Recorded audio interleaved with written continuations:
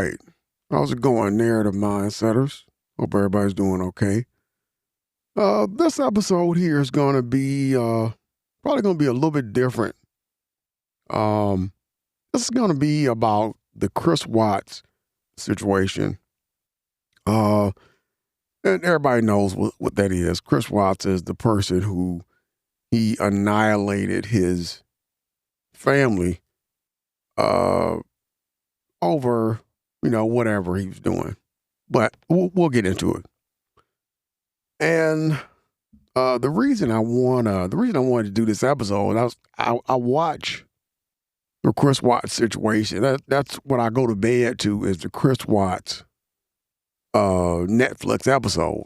Kind of strange, but for some reason I do.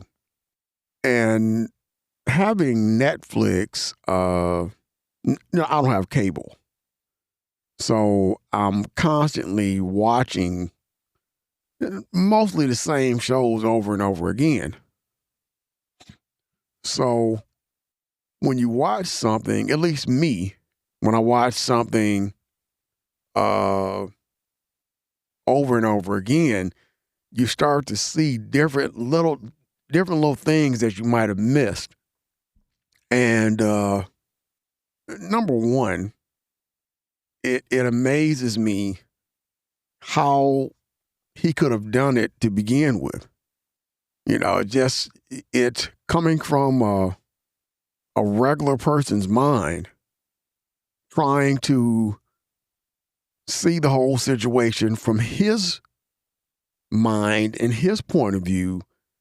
It just mind boggles me. It's just mind boggling, And I know when you watch the show, she had got home in the morning, and I'm not sure if there's no evidence that he had murdered his children before she got home and walked in the house or not. But let's skip past all of that. The fact that he did it, first of all, we all know he was cheating on his wife, and, he wanted out of his marriage. We all know, going out of a marriage, same situation, what do? You get a divorce, right? But the thing that I know for sure, and not really to that extent, but the thing that I know is the plan, not to off your family, but usually the plan to do something stupid, it usually sounds good. It sounds like a perfect plan when you're thinking about it in the thought process. But usually, after you do it, then it's like it's hard to concentrate because you're in you go into a step-by-step mode. Okay, I'm going to do this. Okay, then I'm going to do this. Okay, then I'm going to do this. And that's not usually the way your brain operates, right? So, he does this. Then he drives his family out to the oil field where he works. First mistake. He didn't go into the office like he usually does. That was his first mistake. And then, I'm not sure if he wasn't thinking about it, but he totally ignored the GPS that was on the company's truck, where they know where you are. They could just download the GPS or, get on the whatever program it's hooked up to. So he gets out to the oil field, and, he's digging the hole for his wife, unfortunately. He does that, which, horrifying as it is. Then the dude takes his kids and walks over to the two oil tanks. How he could do that, I have no idea. I mean, it's like I said, it's beyond a normal person's thinking to be able to do that to your own children. It's just, and that's the amazing part about it is you're trying to wrap your head around the entire fact of how a person could have done this. And, how was, the interesting part about it is you want to know how their mind is operating. Let me look from his eyes and his thoughts and see how he could have done this. And that's the interesting part because, you're trying to understand it because it doesn't make sense, and even then, the horrific details on it, trying to, stuff them in little holes, and there's not really evidence, but there's kind of sayings that there was oil found in their stomachs, and they were kind of trying to say that they were still alive when he put them in there, and it's just it's horrifying, but it's also interesting at the same time because I'm trying to understand it. That I'm not interested in anything that he did. I'm interested in his thought process and understanding his thought process to see where, what he was kind of reasoning with and the decision makers. So he does that. And now, he's usually when you do something stupid like that, you're like, okay, I'm good. And then he gets a call from the police because luckily Shanann had a nosy friend. And this is one of the only times I agree with a nosy friend. Because if it hadn't been for her, then Chris's plan would have been, it would have gone unnoticed longer than it actually did. But thank you to Shanann's nosy friend because she was right on it. And this is one of the only times that I agree with nosy friends. So he gets a call from the police. This is the point where his plan shatters because speculation is his plan was to go home, get her car, take it to the airport, this, that, and the other, and make it look like she had just ran away or disappeared or whatever. But now it's to what I was talking about earlier. It's going to a step-by-step thing. Oh, shit. This is the police. Okay. Now that whole other side of that plan he had is gone. So now he's going home. There's no telling what he was thinking on his way back home. I mean, I would have just fucking, I would have told the police when I got there, like, look, I did what I did, look, just take me to jail. Because I don't think that my nerves would have allowed me to go as far as he did after he had did it. So he gets back home and, he's making mistake after mistake after mistake. Gets back home, runs up, shakes the policeman's hand. Then first thing he does, goes and looks in the car, makes sure whatever is under the seat. I'm not sure what that was. Then he threw he threw one bed sheet out in the field, right where he buried his wife.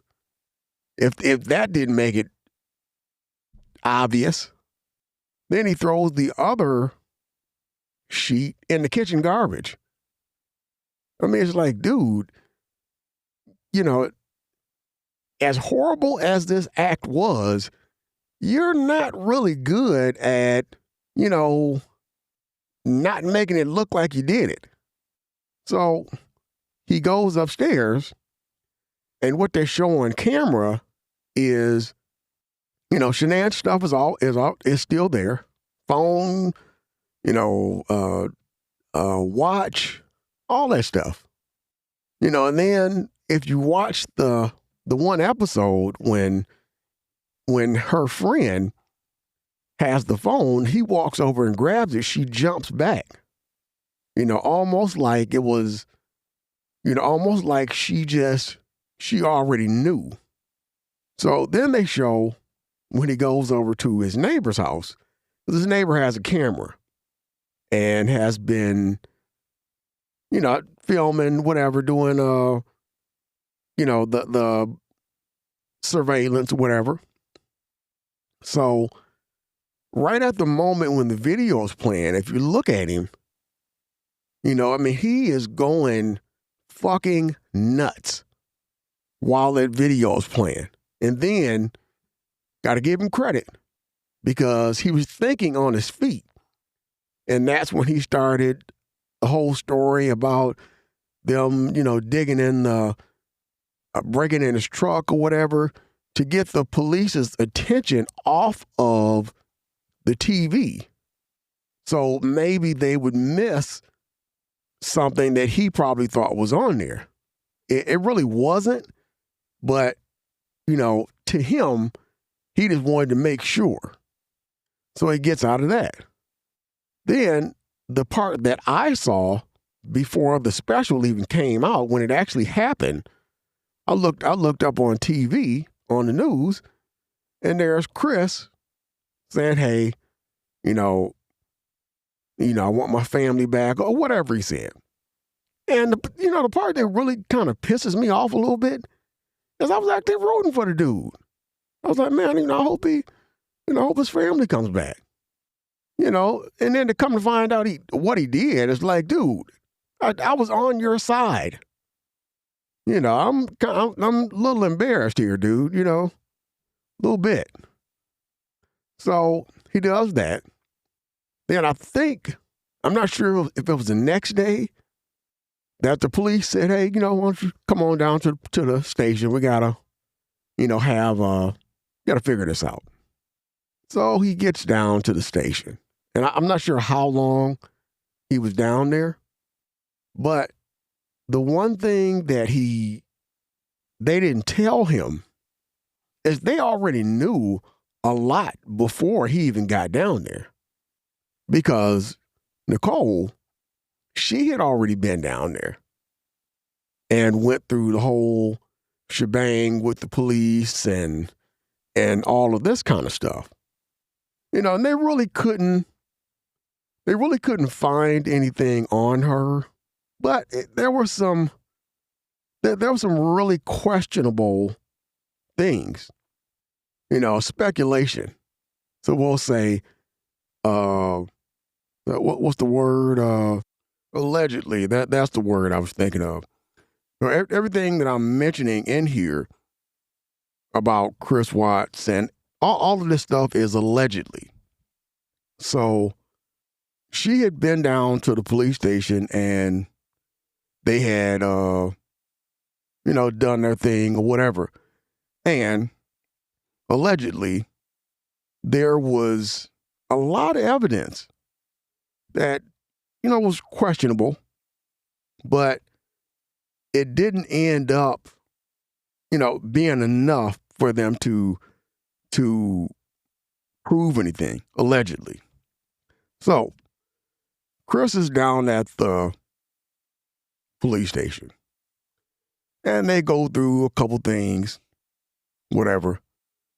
And then you can see him when they show it on the special, when he first gets down there, as soon as they walk out the room, he shakes his head. And it's like, again, I have no idea how he kept it together this long. after doing something this heinous. I don't know, because I just don't have the patience. I would have been like, you know what, I did it. Let's skip to Z. It's, all this other stuff is just unnecessary. So next step, the interrogator, he asked him some questions, and I'm pretty sure they already knew, because he asked him, hey, have you been cheating? You lost weight, yada, yada, yada. Chris says no. Nicole had already allegedly been down there and talking to him, so they already knew. So I said, okay, we'll have you take a lie detector test. He goes in, he takes a lie detector test. That goes to hell. I'm not sure. I'm not going to say, because I have heard about people who have taken a lie detector test and passed it somehow.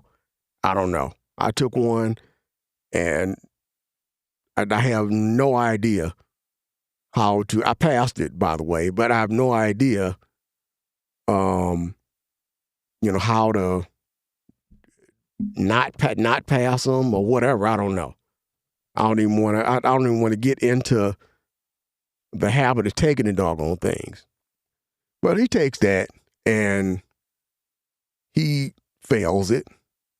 So they go back in the room, and the interrogator tells him, well, first of all, you didn't pass the lie detector test. They failed to tell him just yet that Nicole had already allegedly been down there and talked to him already. So he says, like some type of pinky swear, hey, I didn't lie on the test, I promise. Like they were going to say, oh, okay, thumbs up, you're good, thanks for coming in. That didn't make sense. So he keeps saying, no, I didn't lie on the test or whatever. Then, the other interrogators tells him, Chris, stop. Just stop. Just take a breath. So Chris says, okay, takes a breath.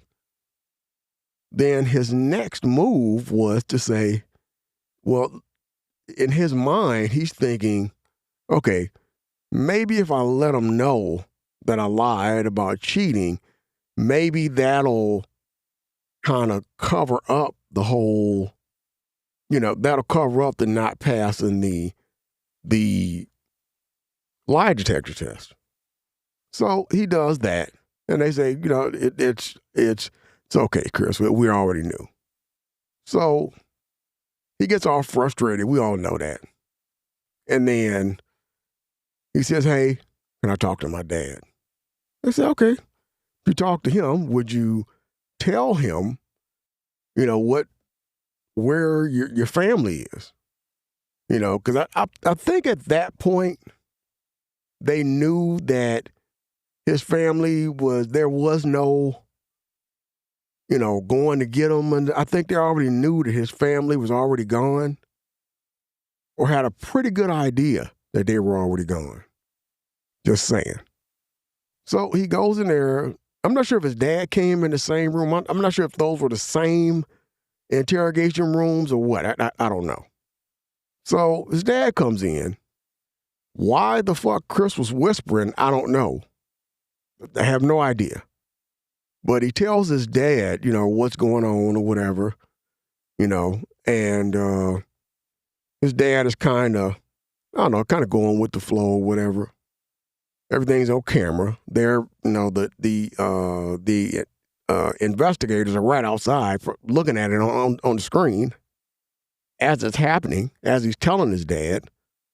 So they come back in, and, Chris, he busts out in tears or whatever. Nobody is really feeling sorry for him. I'm sorry. That's just, just the honest to God truth. And I have nothing against Chris, but nobody you know, was feeling sorry for him at that time. And maybe not even since then. But, you know, he's cool dude, seems like, just had an episode.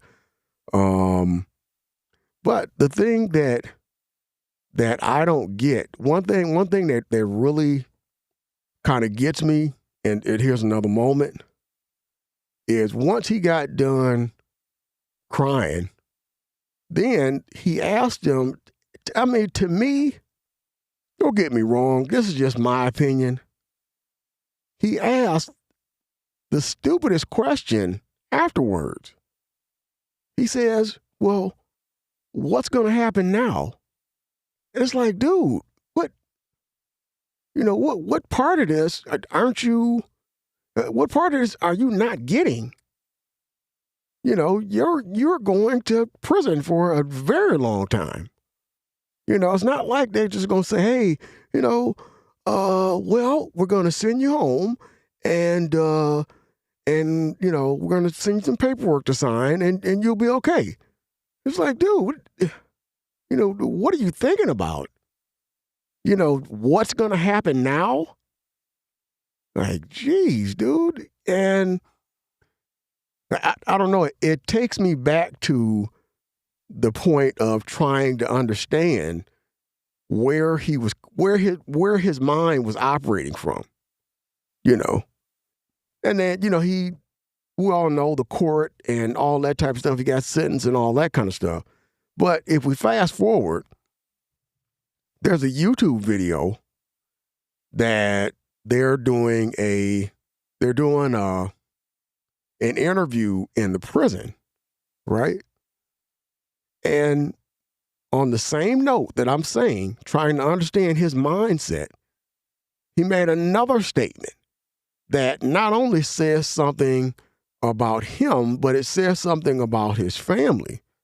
And it helps me to better understand the thought process that could be just a something that was passed through as a like a genetic almost, because he's in prison and they're interviewing him, and he says, you know, I did this, but I didn't think I was going to have to spend the rest of my life in prison.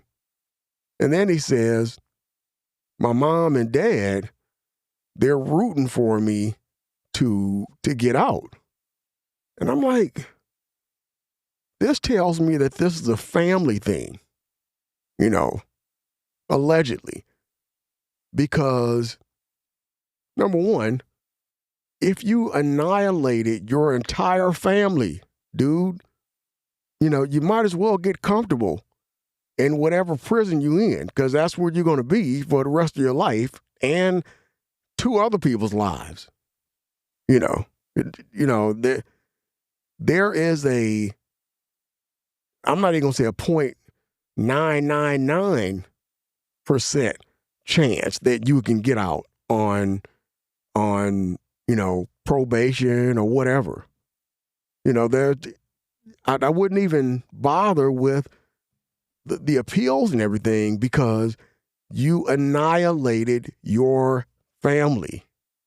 And it's like, I'm always talking with ChatGPT and, Copilot, I'm sorry. I do both of them, but when I asked Copilot said, you have to understand that he's only concerned about him and the way he looks to the public.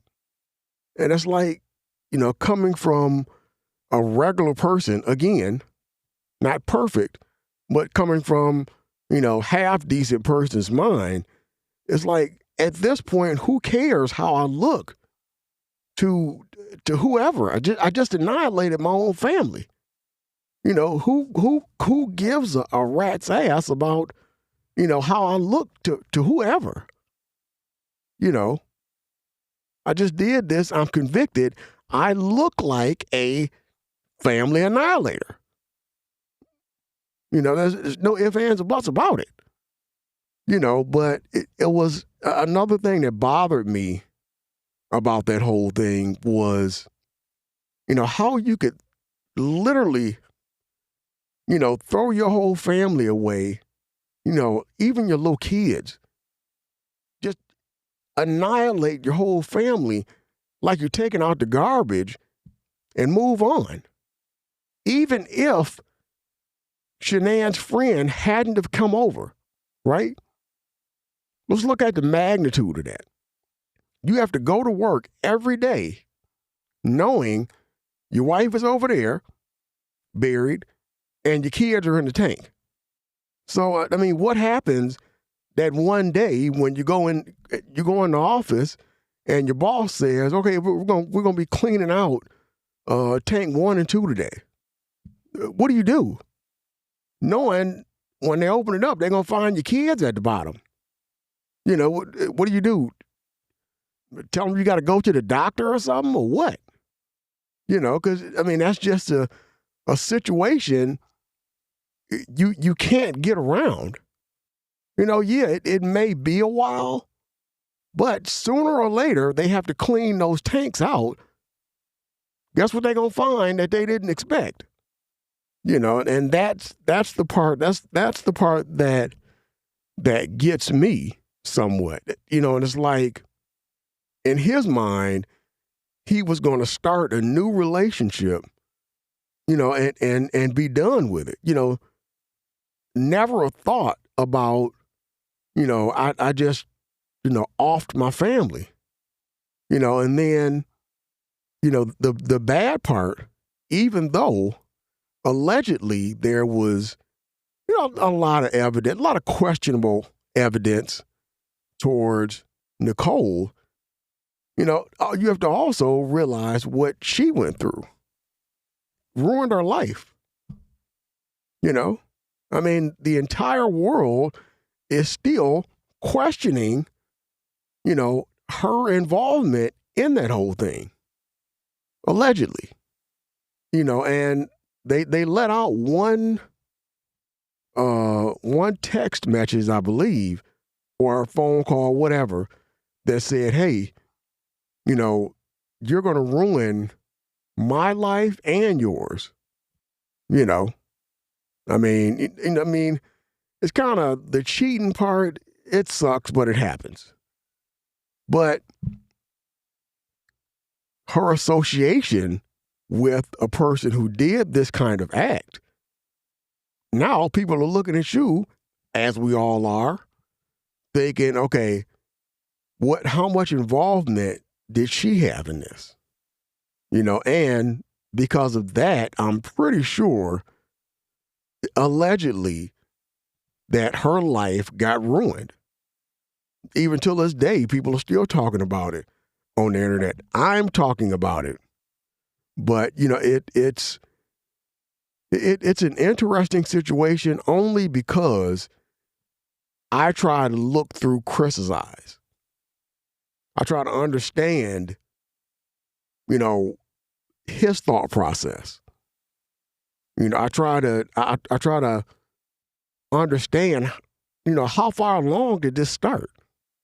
Because I just don't believe that it was the night she came home. That was the night that he made the decision. He made the decision before she got there. But how long had that been brewing? Because it's he was having the affair, and he kind of, the grass on the other side was looking pretty good. But it's like, dude, if anything, a divorce. That's what normal people do, But it's definitely an interesting case. And like I said, I go to sleep on that every night. It's just, I don't know. I'm so mind boggled by the entire situation that I kind of, I'm horrified and fascinated at the same time. because I want so badly to see the situation from through his eyes, to see what his process was.